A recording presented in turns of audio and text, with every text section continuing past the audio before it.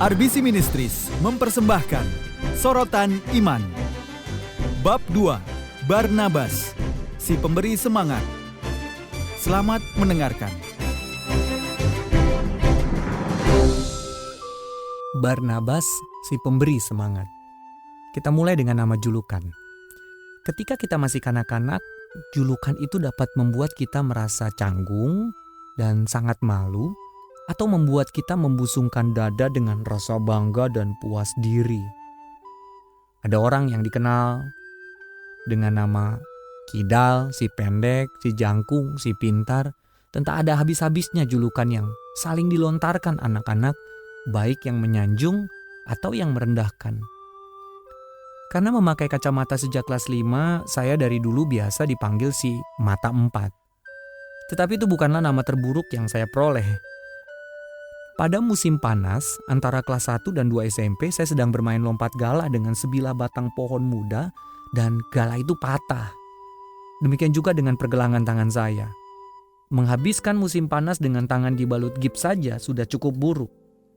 Ketika sekolah dimulai pada bulan Agustus tahun itu, keadaan menjadi lebih buruk ketika kisah kecelakaan saya dengan cepat menyebar ke seluruh kelas di SMP pada waktu itu. Seketika itu juga saya menjadi sasaran empuk. Mula-mula hanya olokan ringan yang tak kenal ampun dan itu sudah cukup buruk.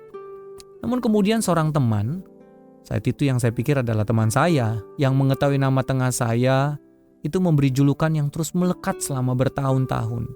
Julukan itu adalah Squirrel, si pelompat galah. Nah, selain rima senada dari julukan itu, saya sama sekali tidak mengerti bagaimana sebutan tupai bisa ada dalam julukan itu. Namun julukan Earl si tupai terus melekat pada diri saya sampai tingkat SMA. Demikianlah nama julukan. Nah, kebiasaan memberi nama julukan sama sekali bukan hal yang baru. Bukan pula semata-mata kebiasaan orang-orang muda. Sebenarnya, para rasul Yesus Kristus juga memberi sebuah julukan khusus kepada seorang anggota jemaat gereja mula-mula di Yerusalem. Sesuatu yang baik untuk kita tiru. Nama sebenarnya ialah Yusuf, tetapi nama julukannya ialah Barnabas, yang berarti anak penghiburan. Dalam sebuah konferensi Alkitab beberapa tahun yang lalu, saya mendengar ada seorang dari Akademika Darfield mengatakan bahwa nama Barnabas telah bersedia menjadi seorang tukang kayu dalam dunia yang penuh rayap. Saya pikir ini merupakan analogi yang luar biasa. Sesuatu yang kita sungguh-sungguh lihat dan yang telah dilakukan oleh Barnabas ketika kita menyaksikan dirinya disorot di atas panggung dalam kisah Alkitab. Kita pertama-tama menjumpai tokoh Barnabas di dalam kisah para rasul pasal yang keempat. Demikian pula Yusuf yang oleh rasul-rasul disebut Barnabas, artinya anak penghiburan, seorang Lewi dari Siprus. Ia menjual ladang miliknya lalu membawa uangnya itu dan meletakkannya di depan kaki rasul-rasul. Besar kemungkinan bahwa para rasul menjuluki Yusuf sebagai anak penghiburan karena temperamennya, sikapnya terhadap orang lain, dan pelayanannya sebagai orang percaya. Memberi penghiburan merupakan ciri khas utama dari hidup Yusuf, sehingga tidaklah mengherankan jika mereka menjulukinya seperti itu.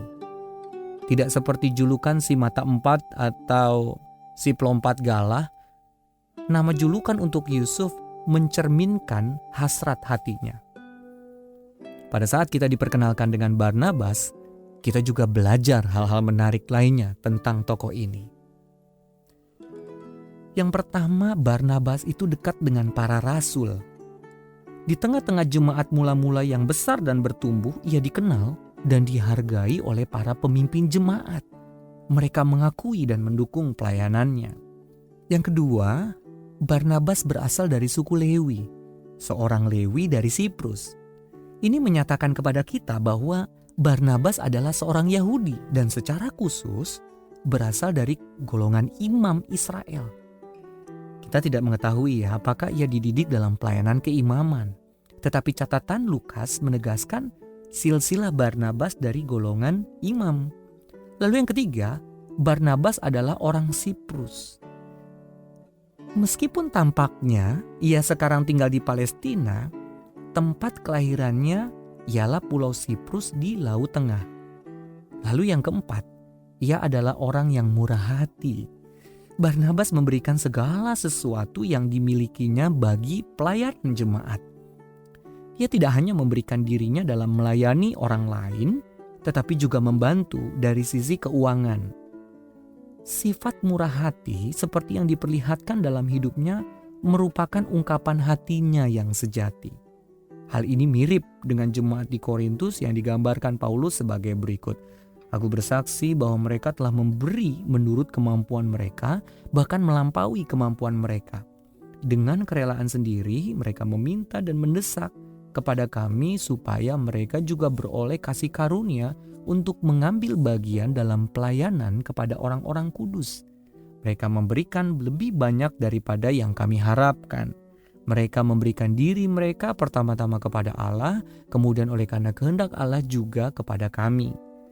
Orang-orang percaya ini pertama-tama memberikan diri mereka sendiri dan kemudian memberikan apa yang mereka miliki. Hal ini menggambarkan Barnabas dengan tepat. Bagi Barnabas, memberi memang menjadi pola hidupnya, bukan sesuatu yang dilakukannya sesekali saja. Jadi Barnabas yang memberikan diri sepenuhnya bagi pelayanan dan kepedulian terhadap sesama sungguh mengingatkan kita tentang betapa bernilainya menjadi seorang tukang kayu di dalam dunia yang penuh dengan rayap-rayap rohani dan emosi. 3 kali Barnabas mengajukan dirinya dan bertindak. Dan di dalam ketiga peristiwa itu, ia benar-benar bertindak sesuai dengan namanya. Memberi semangat kepada orang yang masih muda dalam iman. Ada 2 orang bernama Wendell dan Pat telah mengunjungi gedung gereja kami yang baru selama beberapa minggu. Terus terang diperlukan sedikit usaha dalam hal ini sebab sekalipun terletak di kawasan yang menganggap gereja sebagai suatu hal yang tradisional, fasilitas dari gereja kami yang masih muda ini tidaklah bercorak tradisional sama sekali. Mengunjungi sebuah gereja baru dapat mengecilkan hati, tetapi juga untuk menjelajahi sebuah gereja yang belum dikenal bagi seorang non-Kristen sangatlah tidak nyaman. Apabila gereja ternyata sama sekali berbeda dengan segala gambaran di benak kita mengenai suatu gereja, hal itu dapat lebih menyulitkan lagi. Dan itulah sebagian hal yang menjadikan tantangan tersebut begitu sukar bagi kedua orang ini. Dalam sebuah komunitas di mana gereja-gereja pada umumnya memiliki bagian depan gereja yang indah, yang terbuat dari batu bata atau pilar-pilar zaman kolonial, jemaat kami mengadakan ibadah di tempat pembuangan air kotor. Ketika memulai gereja kami yang baru, tempat pertemuan satu-satunya yang tersedia adalah gedung pertemuan masyarakat di ruang bawah tanah dari tempat saluran air dan pembuangan air kotor setempat. Dan hal itu menciptakan stigma bagi beberapa orang yang diundang untuk bergabung dengan kami dalam beribadah. Jemaat kami bekerja keras untuk membawa pengunjung baru ke gereja. Tetapi mereka sering menerima pandangan yang cukup skeptis ketika mengatakan kepada teman-teman atau anggota keluarga mereka lokasi di mana kami beribadah. Meskipun demikian, Pat dan Wendell datang minggu demi minggu tanpa terganggu oleh lokasi gereja kami yang tidak biasa itu. Lalu pada minggu Paskah tahun 1980, Wendell dan Pat menyediakan hati dan membuka rumah mereka bagi Kristus. Sebagai orang Kristen baru, Wendell adalah orang yang dahaga secara rohani. Ia selalu haus akan firman Tuhan atau pelayanan rohani. Saya dan Wendell melakukan pelawatan bersama-sama, terlibat dalam proyek-proyek pelayanan bersama-sama, menggali Alkitab dan berdoa bersama-sama. Mengamati pertumbuhan Wendell merupakan salah satu sukacita istimewa dalam pelayanan saya. Setelah beberapa tahun bertumbuh di dalam iman, ia menjadi salah seorang diaken kami dan tetap menjadi anggota tim kepemimpinan. Lama setelah Tuhan memindahkan keluarga saya ke pelayanan yang lain di negara bagian lain yang jaraknya jauh. Hal yang menarik ialah bahwa makin saya memberikan dorongan semangat kepada Wendell, makin besar semangat saya tentang karya pelayanan yang ada di dalam hatinya. Jadi meskipun terpisah bermil-mil jauhnya, persahabatan kami bertahan lebih dari 20 tahun. Dan saya tidak melihat Wendell dan Pat tanpa mengagumi apa yang Allah telah lakukan dalam kehidupan mereka. Dalam beberapa aspek sederhana, pengalaman pribadi ini menolong saya mengerti apa yang dilakukan oleh Barnabas. Ia juga begitu peduli memberikan semangat dan membangun seseorang yang masih muda di dalam iman. Bahkan, ia bertindak lebih jauh lagi dengan bersedia mengambil resiko dalam pelayanan ketika ia mengayomi seseorang yang dipandang secara skeptis oleh komunitas iman pada saat itu. Saulus muda dari Tarsus pernah melakukan penganiayaan terhadap orang-orang percaya. Jadi tidaklah mengherankan mengapa ia sangat ditakuti oleh orang-orang percaya di jemaat Yerusalem. Kalau kita baca Kisah Para Rasul pasal 7 ayat 4-8 ayat 1, Saulus memberikan persetujuan ketika Stefanus dirajam sampai mati. Ia bahkan telah bepergian ke seluruh Palestina untuk mengajar para pengikut Kristus. Ia telah bepergian ke seluruh Palestina untuk mengejar para pengikut Kristus dan membuat mereka sangat menderita. Menurut catatan Lukas, Saulus berusaha membinasakan jemaat itu. Dan ia memasuki rumah demi rumah dan menyeret laki-laki dan perempuan keluar dan menyerahkan mereka untuk dimasukkan ke dalam penjara. Memang bukan sebuah gambaran yang baik. Lalu suatu perubahan besar terjadi ketika Saulus mendapatkan pengalaman dalam perjalanannya ke Damsyik dan bertelut di dalam iman di hadapan Sang Juru Selamat yang para pengikutnya sudah dianiaya olehnya. Pemuda yang begitu bersemangat ini sedang dalam perjalanan ke kota Damsyik untuk membinasakan lebih banyak lagi orang Kristen yang berbahaya. Ketika cahaya terang memancar dan membuatnya rebah ke tanah. Di dalam Kisah Para Rasul 9 ayat 4 kita membaca bahwa suatu suara berkata kepadanya, "Saulus, Saulus, mengapakah engkau menganiaya aku?" Saulus dapat merasakan dan mengenali suara ini sebagai suatu bentuk perjumpaan ilahi. Dan ia menjawab, "Siapakah engkau, Tuhan?" Jawaban yang didengarnya tentu membuatnya terguncang berat. "Akulah Yesus yang kau aniaya itu." Betapa kagetnya Saulus, ternyata kelompok yang berusaha dibinasakannya itu tidak bersalah. Ia segera mengabaikan misi penganiayaan yang diembannya dan memulai hidup baru. Sebuah hidup untuk mengikut Kristus yang sudah begitu lama dan begitu kuat ditentangnya. Luar biasa bukan? Namun, tidak demikian bagi jemaat di Yerusalem. Mereka tidak dapat percaya begitu saja bahwa Saulus benar-benar sudah menerima Sang Juru Selamat. Saya dapat memahami dengan jelas ketakutan dan perasaan skeptis jemaat Yerusalem sebagai akibat dari kepedihan dan penderitaan yang disebabkan oleh Saulus. Mengapa mereka tidak akan curiga bahwa hal ini hanya merupakan usaha untuk menyusup ke dalam jemaat agar dapat menciptakan lebih banyak kekacauan?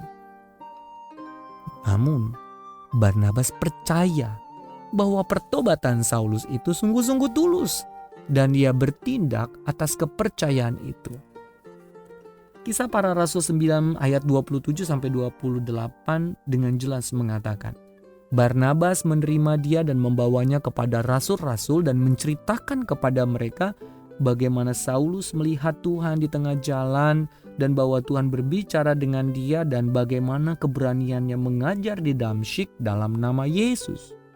Dan Saulus bersama-sama dengan mereka di Yerusalem dan dengan keberanian mengajar dalam nama Tuhan.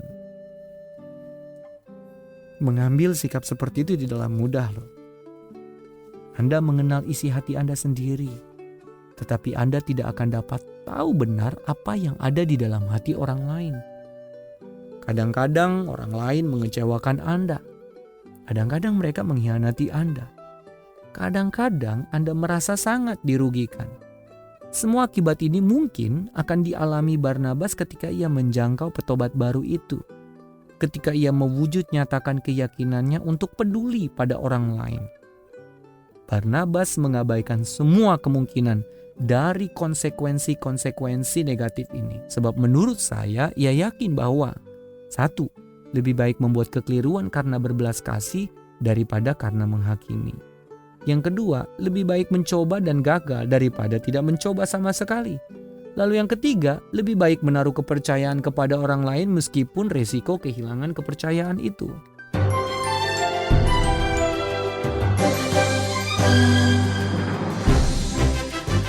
Anda masih bersama kami dalam Sorotan Iman bersama RBC Ministries.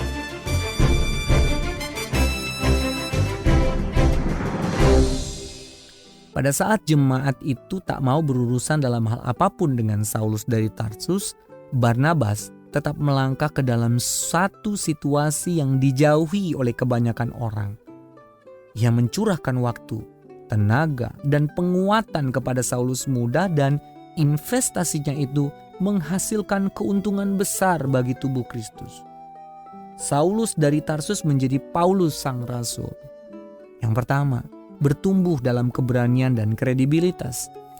Ketika para pemimpin jemaat di Yerusalem mengesahkan pelayanannya, Paulus diterima dan diakui sebagai seorang pemimpin yang potensial berdasarkan usahanya sendiri. Setidak-tidaknya, sebagian dari kredibilitas ini yang pada awalnya berasal dari pengakuan mereka atas kepercayaan Barnabas terhadapnya. Lalu yang kedua, Paulus menghasilkan pelayanan yang tiada bandingnya pada zaman jemaat mula-mula. Jemaat mula-mula ini tidak mengenal perintis gereja lain yang lebih besar dari Paulus. Seluruh perjalanan misinya telah menjadi dasar utama dari pelayanan penjangkauan yang telah diikuti gereja selama 2000 tahun. Yang ketiga, Paulus menulis sebagian besar kitab Perjanjian Baru. Pelatihan Paulus sebagai rabi dan juga otaknya yang sungguh-sungguh cemerlang menjadi alat yang dipakai Allah ketika Roh Kudus mengilhaminya untuk menulis sekurang-kurangnya 12 kitab di dalam Perjanjian Baru. Jauh melebihi penulis kitab lainnya. Surat-suratnya kepada jemaat mula-mula mencakup beragam masalah dari ketepatan doktrin yang mendalam.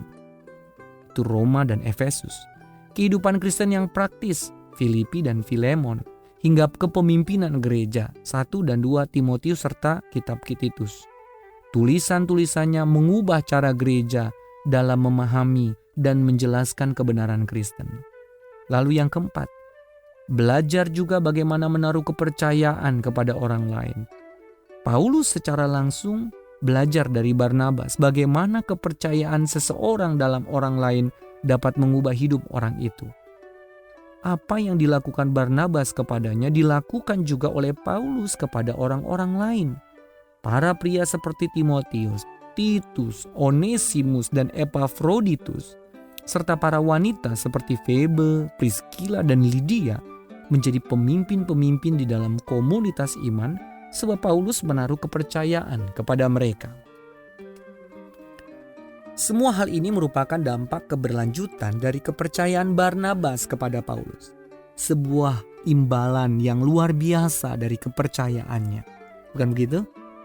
Pelajaran dari Barnabas ini begitu jelas. Anda dapat membuang-buang waktu untuk hal-hal yang kurang perlu atau sebaliknya mencurahkan waktu untuk hidup orang lain. Memberi dorongan kepada gereja muda. Barnabas sangat peduli pada usaha membangun orang-orang percaya yang masih muda dalam iman dan memberi dorongan kepada pemimpin gereja yang potensial, tetapi ia tidak hanya berhenti sampai di situ. Ia juga memiliki beban bagi pertumbuhan rohani sebuah gereja muda secara menyeluruh. Lukas tidak memberikan tanggalnya yang pasti, tetapi mungkin sekitar akhir tahun 30-an atau 40-an di abad pertama, jemaat di Yerusalem mendengar tentang kebangunan rohani yang luar biasa di kota Antiokhia. Kita bisa lihat itu di dalam Kisah Para Rasul 11 ayat 19 sampai 26. Nah, Antiokhia merupakan komunitas bangsa Syria di pesisir Laut Tengah, sekitar 320 km di sebelah utara Israel, di dekat tepi selatan Asia Kecil, kalau sekarang Turki ya. Nah, para pemimpin gereja menanggapi dengan mengirimkan seorang wakil ke Antiokhia untuk menyelidiki peristiwa itu dan untuk kemudian memberikan tanggapan yang sesuai. Kisah Para Rasul 11 ayat 22 mengatakan, "Maka sampailah kabar tentang mereka itu kepada jemaat di Yerusalem, lalu jemaat itu mengutus Barnabas ke Antiokhia." Oleh karena kita mengetahui apa yang dilakukan oleh Barnabas, tidaklah mengherankan bahwa para pemimpin gereja di Yerusalem tersebut mengutusnya. Dengan pengalamannya yang berhasil dalam memberikan dorongan kepada orang lain, Barnabas adalah orang yang tepat untuk mengurus jemaat di Antiokhia. Di sana ia memperluas pelayanannya dalam menolong dan memberi dorongan dan memberikan kepada kita gambaran tentang bagaimana unsur-unsur pelayanan ini dapat mempengaruhi sebuah keluarga gereja lokal. Hal ini dimulai dengan apa yang dilihatnya di Antiokhia dan bagaimana ia menanggapinya. Tanggapan Barnabas.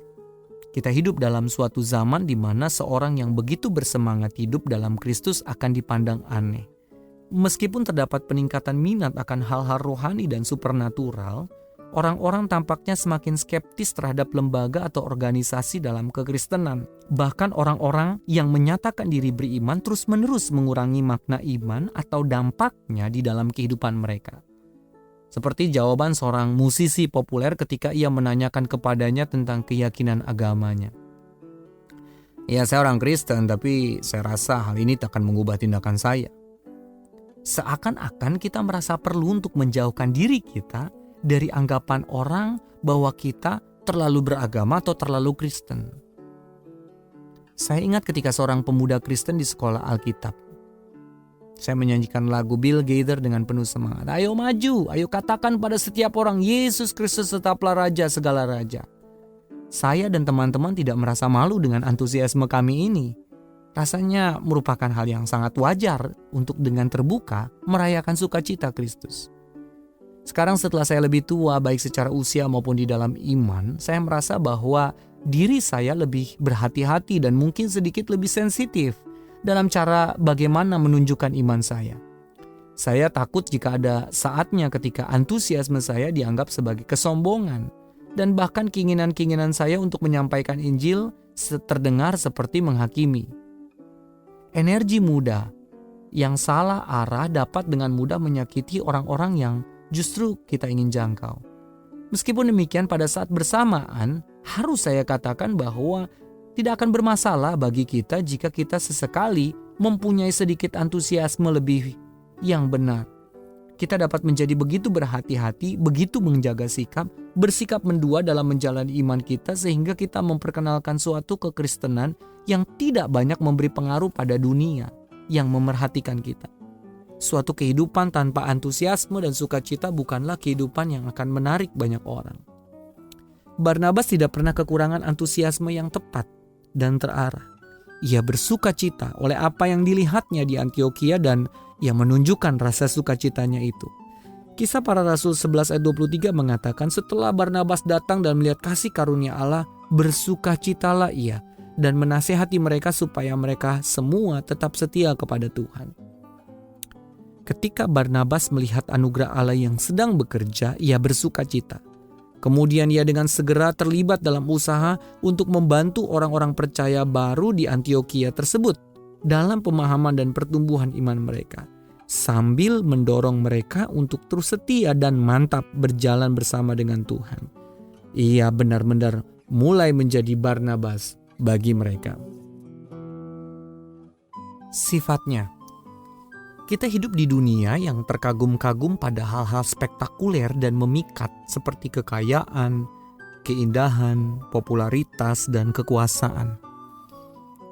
Di bidang hiburan, banyak selebriti bepergian dengan begitu banyak staf keamanan, publikasi, dan kadang-kadang para pemuja mereka sehingga kelihatannya mereka dapat memenuhi sejumlah bus berukuran besar. Rasanya budaya kita menilai martabat seseorang berdasarkan jumlah orang yang mengelilingi dirinya. Lain halnya dengan Barnabas. Ia tidak dikelilingi orang banyak, tidak memakai pakaian yang gemerlapan, tidak mempunyai penampilan yang menarik dan dinamis. Satu-satunya modal yang dimiliki Barnabas bagi pelayanannya ialah sifatnya yang saleh. Kisah Para Rasul 11 ayat 24 mengatakan, karena Barnabas adalah orang baik penuh dengan Roh Kudus dan iman, dan sejumlah orang dibawa kepada Tuhan. Hati dan kehidupan Barnabas itu penuh dengan pertama, kebaikan. Kebaikan ini yang merupakan salah satu aspek buah roh, berkenaan dengan keunggulan moral. Barnabas memiliki hati yang sungguh-sungguh menampilkan intisari sifat Kristus sendiri dan dapat dilihat oleh dunia yang memerhatikannya. Lalu yang kedua, Barnabas penuh dengan Roh Kudus. Barnabas adalah seorang yang berada di bawah kendali Roh Kudus. Efesus pasal yang kelima, ayat 17-18, menggambarkan kendali Roh Kudus sebagai suatu kepenuhan. Hal ini mirip cara angin menggerakkan sebuah perahu dengan memenuhi layarnya. Hidup Barnabas dipenuhi dan digerakkan oleh Roh Allah. Lalu yang ketiga, kehidupan Barnabas penuh dengan iman. Barnabas berkomitmen untuk mempercayai Allah, yang juga berarti setia kepadanya. Para ahli Alkitab percaya bahwa kata penuh dengan iman dapat mengacu pada kepercayaan atau kesetiaan, dan masing-masing hal ini punya makna yang dahsyat. Jika mengacu kepada kepercayaan, kata tersebut berbicara tentang suatu ketergantungan kepada Allah, yang berarti kesediaan untuk tunduk kepada kuasanya daripada berusaha merancang atau memanipulasi sendiri hasil yang ingin dicapainya. Jika mengacu kepada kesetiaan, kata ini menyatakan kedalaman komitmen yang mendorong penyerahan diri kepada Allah. Satu lagi contoh jelas tentang iman dan kepercayaan yang mendalam. Baik kepercayaan atau kesetiaan, hal yang menggerakkan Barnabas ialah satu hati yang penuh rasa percaya kepada Allah. Begitu percayanya, ia dapat hidup dalam ketergantungan kepada Allah yang layak dilayani, dipercaya. Begitu percayanya, ia dapat hidup dalam ketergantungan kepada Allah yang layak dipercayainya itu. Kehidupan Barnabas dipenuhi dengan buah yang berlimpah. Pada akhirnya, Barnabas bukanlah karakter yang hanya memedulikan hal-hal rohani dan kurang melakukan penerapan praktis. Pelayanan yang mencerminkan hati Allah haruslah merupakan pelayanan yang mencakup segenap prioritas dan kepedulian Allah. Terutama karena kepedulian itu menyangkut orang-orang yang memerlukan pengharapan abadi. Untuk mencapai maksud tersebut, Barnabas bekerja secara aktif, menjadi alat yang dipakai Allah untuk membawa banyak orang kepada juru selamat melalui pelayanannya. Jangan salah, manfaat yang diberikan Barnabas bukanlah suatu kebetulan atau keadaan tak terduga. Bukan juga hasil dari sifatnya yang agresif, punya motivasi diri atau suka bekerja keras. Barnabas menjadi berguna di tangan Allah sebab ia penuh dengan kebaikan, iman, dan Roh Kudus. Pelayanannya merupakan wujud pembentukan karakter dalam hidupnya sebagai hasil dari kesetiaannya berjalan bersama Sang Juru Selamat di sepanjang hidupnya. Roh Allah yang tercurah ke dalam hidup Barnabas memberinya sesuatu yang dapat dicurahkan kepada orang lain. Dan ia pun benar-benar mencurahkannya dengan berlimpah. Pelayanannya, Barnabas bukanlah seorang jagoan yang berjuang sendirian. Ia mengetahui jangkauan pekerjaan yang harus dilakukannya dan bahwa ia memerlukan orang lain untuk melakukan pekerjaan itu bersamanya. Untuk maksud tersebut, ia pergi ke Tarsus dan membawa Paulus untuk membantunya. Hal ini tidak hanya memajukan pekerjaan di Antiokhia, tetapi juga memberi kesempatan kepada Paulus yang masih muda di dalam iman untuk lebih banyak mendapat pelatihan dan persiapan bagi pelayanannya sendiri di kemudian hari. Selain itu, Barnabas bersedia melakukan apa saja agar pekerjaan di Antiokhia terus berkembang. Ia mengabdikan setahun hidupnya di Antiokhia, memberi dorongan kepada orang-orang Kristen di sana dan mengajarkan kepada mereka firman Tuhan, yang tetap menjadi alat yang digunakan Allah untuk mengubah hidup mereka. Apakah usaha itu berfaedah? Ya, Lukas berkata kepada kita bahwa di Antiokhia lah para pengikut Sang Juru Selamat untuk pertama kalinya disebut sebagai orang Kristen, yang secara harafiah berarti Kristus-Kristus kecil. Dan orang-orang percaya di Antiokhia akan menjadi salah satu jemaat terkuat di zaman jemaat mula-mula.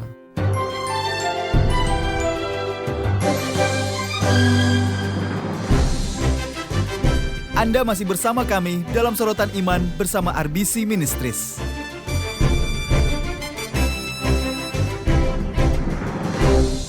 Ini merupakan hasil langsung dari pelayanan Allah melalui Barnabas di Antiokhia. Sebuah investasi yang memberikan keuntungan besar bagi kemuliaan nama Allah. Memberi dorongan kepada seorang pemuda yang gagal. Setiap dari kita suatu ketika pernah gagal. Namun bagaimana kita menanggapi kegagalan itulah yang membentuk dan mengarahkan masa depan kita. Jika kita mengizinkan sebuah peristiwa kegagalan membatasi kita, kita mungkin tidak akan pernah bergerak melampauinya atau bangkit mengatasinya. Akan tetapi apabila kita menerima kegagalan itu sebagai suatu kesempatan untuk membangun karakter Kristus di dalam diri kita, peristiwa tersebut akan menjadi batu loncatan untuk memberikan manfaat yang lebih besar lagi. Banyak orang dapat bersaksi bahwa karakter dan kekuatan pribadi tidaklah dibentuk di saat segala sesuatu berjalan lancar, tetapi justru pada saat-saat yang sulit. Kita biasanya belajar lebih banyak dari semua kegagalan hidup daripada melalui semua kesuksesan yang kita nikmati. Jika kita menanggapi dengan tepat setiap kesukaran dan kegagalan hidup, kita akan bertumbuh makin serupa Kristus, seperti hal yang dikatakan oleh Yakobus di dalam Yakobus pasal yang pertama. Ia mengingatkan kita bahwa pengalaman-pengalaman sulit di dalam hidup dapat menjadi alat pembentukan rohani di dalam hubungan kita dengan Kristus. Kebenaran ini yang menjadi inti dari hasrat Barnabas untuk memberikan dorongan kepada Yohanes Markus, seorang pemuda yang gagal dan yang nyaris akan disingkirkan dalam pelayanan. Coba lihat Kisah Para Rasul pasal 15 ayat 36-40. Barnabas mempunyai hati seorang gembala yang mungkin menjelaskan mengapa ia dan Paulus harus berpisah jalan. Paulus mempunyai hati seorang penginjil, otak seorang ahli teologi, dan sikap seorang nabi perjanjian lama. Sedangkan Barnabas menunjukkan kesabaran dan kepedulian pribadi. Tidak dapat dihindarkan bahwa kedua orang itu suatu saat kelak akan berselisih pendapat dan pada akhirnya benar-benar terjadi karena kegagalan Yohanes Markus. Pada waktu itu, Paulus sudah menggantikan Barnabas dengan menjadi pemimpin kelompok misionari. Bahkan urutan dalam sebutan untuk tim pelayanan itu sudah berganti dari Barnabas dan Saulus menjadi Paulus dan Barnabas. Talenta Paulus dalam mengajar, berkhotbah, dan memimpin telah membawanya untuk memegang peran sebagai pemimpin utama kelompok. Sekarang Paulus ingin kembali ke tempat-tempat yang dikunjunginya dalam perjalanan misi mereka yang pertama untuk meneliti kemajuan para jemaat yang telah dirintisnya bersama Barnabas dan kelompok misionari mereka di Asia Kecil. Kisah Para Rasul 15 ayat 36-37 menceritakan satu kisah. Saat itu muncul masalah yang menyebabkan pertengkaran. Tetapi beberapa waktu kemudian Paulus berkata kepada Barnabas, "Baiklah kita kembali kepada saudara-saudara kita di setiap kota di mana kita telah memberitakan firman Tuhan untuk melihat bagaimana keadaan mereka." Barnabas ingin membawa juga Yohanes yang disebut Markus. Tetapi Paulus tidak setuju. Pada perjalanan mereka sebelumnya ke Asia Kecil, Yohanes Markus telah meninggalkan mereka sehingga kelompok tersebut kekurangan uang.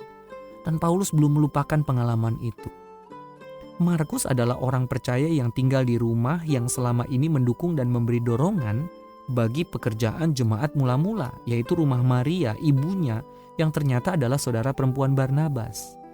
Barnabas tentunya berpengaruh dalam memastikan bahwa Yohanes Markus menyertai mereka dalam perjalanan misi pertama ini. Dan tampaknya pada suatu titik di dalam perjalanan itu, pada saat-saat yang sulit, Markus memutuskan untuk kembali ke rumahnya. Pauluslah patah arang terhadap seseorang yang meninggalkan tugas. Tetapi Barnabas ingin memberi kesempatan lagi kepada Markus untuk berbagi dan bertumbuh dalam pelayanan yang terbentang di hadapan mereka. Jika Paulus harus belajar suatu hal, itu adalah pelajaran untuk bersabar terhadap kemanusiaan seseorang tanpa memandang dosa-dosanya. Barnabas tahu bagaimana melakukan hal ini, tetapi perlu waktu bertahun-tahun sebelum Paulus dapat mempelajarinya. Alhasil, Kisah Para Rasul 15 ayat 39 mengatakan hal itu menimbulkan perselisihan yang tajam sehingga mereka berpisah. Demikianlah terjadi perpisahan dari suatu kemitraan yang telah dimulai mungkin sekitar 14 tahun sebelumnya. Ketika Barnabas membela Paulus di hadapan jemaat di Yerusalem dan menguatkan dia dalam imannya. Seberapa besarnya perselisihan itu? Kita bisa lihat beberapa hal. Pertama, Barnabas membawa Markus ke Siprus, ke rumahnya sendiri dan tempat kelahirannya. Paulus membawa Silas dan pergi ke Eropa untuk menjawab panggilan dari penglihatan seseorang dari Makedonia.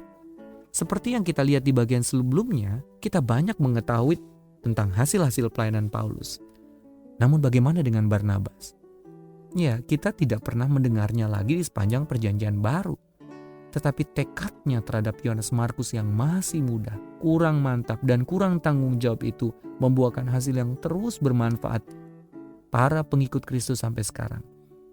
Kepercayaannya kepada Markus menghasilkan yang pertama, sebuah hubungan yang kuat dengan Simon Petrus. 1 Petrus 5 ayat 13 mengatakan, "Salam kepada kamu sekalian dari kawanmu yang terpilih di Babelon dan juga dari Markus anakku." Rasul Petrus menerima Markus sebagai anaknya sama seperti Paulus melakukan hal yang sama dengan Timotius. Lalu yang kedua, pelayanan kuat yang terus bertahan. Di dalam Injil Markus mungkin sekali kita sebenarnya membaca kenangan Petrus tentang peristiwa-peristiwa di sekitar kehidupan, pelayanan, dan kematian Kristus. Dan itu juga dicatat oleh Markus. Juga mungkin sekali bahwa anak-anak muda yang melarikan diri dari taman di Markus pasal yang ke-14 ayat 51 sebenarnya adalah Markus sendiri. Sebab tidak ada alasan yang kuat untuk memasukkan kejadian tersebut jika itu bukan caranya bercerita kepada pembaca bahwa ia sendiri berada di sana. Lalu yang ketiga, pemulihan yang kuat kepada pelayanan bersama Paulus. Surat terakhir yang Paulus tulis ditujukan untuk Timotius. Ketika Paulus sedang mendekati hari kematiannya, ia meminta anaknya dalam iman itu untuk datang dan mengunjunginya dengan kata-kata ini. "Hanya Lukas yang tinggal dengan aku. Jemputlah Markus dan bawailah kemari karena pelayanannya penting bagiku." Ini adalah Yohanes Markus, seorang yang dipandang Paulus sebagai beban berat sekitar 15-20 tahun sebelumnya, yang sekarang dianggap Paulus sebagai saudara seiman yang berharga dan teman sejawat dalam pelayanan rohani. Mengapa? Sebab Barnabas tidak menyerah terhadap Yohanes Markus. Barnabas berkomitmen untuk menjadi seorang pembangun, bukan pembangun gedung, perusahaan atau kerajaan, tetapi pembangun manusia. Ia mengangkat orang-orang yang dimakan rayap-rayap kritikan, keputusasaan, kegagalan, dan kehilangan. Ia memperbaiki apa yang telah patah dan kemudian membangun sesuatu yang bahkan jauh lebih kuat berdasarkan anugerah Allah. Pelayanan Barnabas di dalam memberi dorongan kepada orang lain telah membangun seorang rasul, sebuah jemaat yang besar, dan seorang raksasa muda bagi Allah. Inilah kesaksian dari Barnabas, anak penghiburan dan tukang kayu rohani yang sejati. Kita semua membutuhkan seseorang untuk menjadi Barnabas di dalam kehidupan kita. Ada tukang kayu dan ada rayap-rayap. Apakah Anda seorang pembangun atau perusak? Kiranya Allah membebaskan kita dari orang-orang yang akan merusak seperti rayap, dan kiranya Ia menjadikan kita sebagai laskar tukang kayu yang dapat saling membangun di dalam nama Kristus bagi kemuliaan namanya yang agung. Apakah mereka bernama Barnabas atau Bungaran? Saya berterima kasih kepada setiap orang yang bersedia membuat perbedaan dengan menjadi seorang pemberi semangat bagi sesama orang percaya. Ada beberapa prinsip dari kehidupan Barnabas yang kita dapat pelajari. Yang pertama, hidup seseorang sungguh berarti untuk diperjuangkan meskipun ada resiko yang menyertai usaha itu. Lalu yang kedua, hidup seseorang sungguh berarti untuk diperjuangkan walaupun hasilnya dapat mengecewakan. Lalu yang ketiga, hidup seseorang sungguh berarti untuk diperjuangkan sebab dampaknya dapat segera meluas ke dalam kehidupan orang lain. Lalu yang keempat, hidup seorang sungguh berarti untuk diperjuangkan sebab hal itu akan berdampak kekal dengan memberikan dampak dalam kehidupan orang-orang yang akan hidup selama-lamanya di suatu tempat yang abadi. kelak.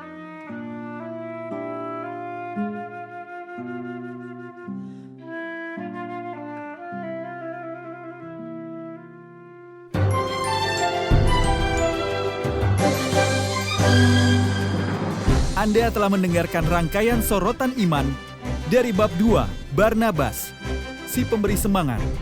Persembahan RBC Ministries Indonesia.